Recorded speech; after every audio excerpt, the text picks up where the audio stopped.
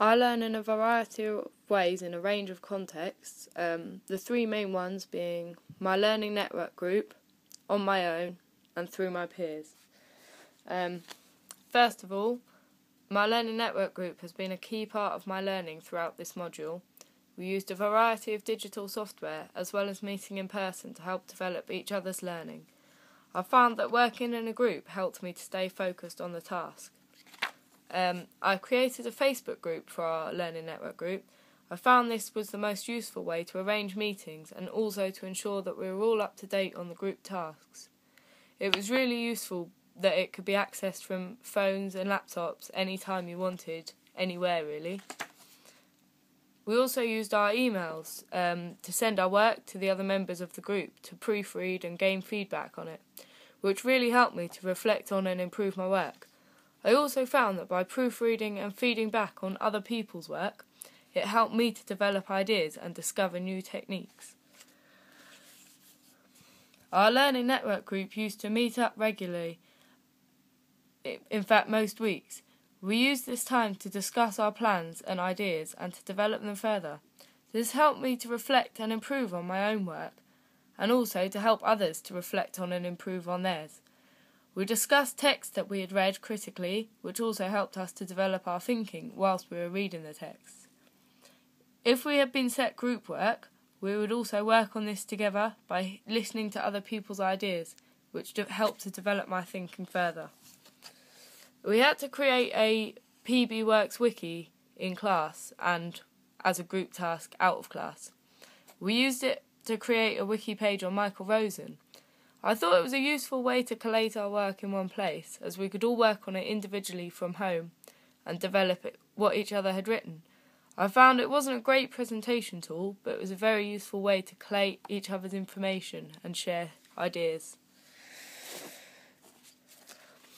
I also use my peers and group work to develop my learning, as often people have ideas that I haven't thought of. I work well as part of a team, and by helping others to develop their work, I often develop my own ideas and thinking. My housemate Maz is in a different class to me, but studies on the same course. We often work together to compare and review each other's work and suggest improvements.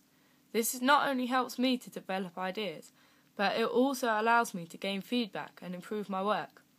Maz and I help each other to use digital tools effectively, which is really useful when presenting work. It also means that if I'm struggling with a certain aspect, Maz often has the answer, or if she is struggling, I quite often am able to help her.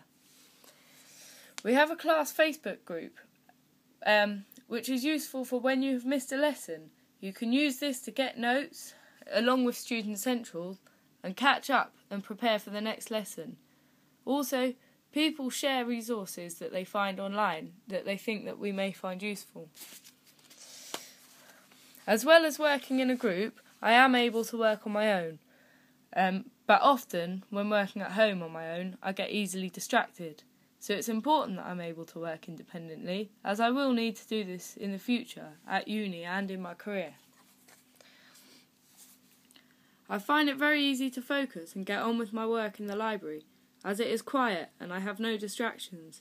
In the library I also have access to a range of resources and books, as well as internet access, both of which I use to further my knowledge and develop my thinking.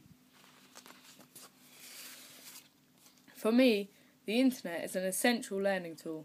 There are thousands of free resources that you can use or download.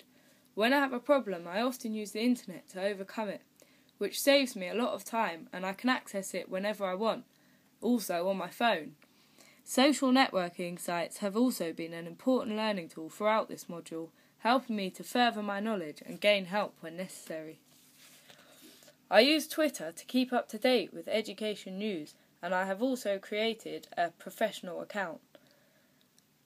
It's useful to see the thoughts and opinions of others on current affairs, and this has developed my thinking, and it's important to keep up to date with education topics to help me become a successful teacher. Many people sharing teaching ideas and links to resources on Twitter, and these broaden your ideas of how to teach.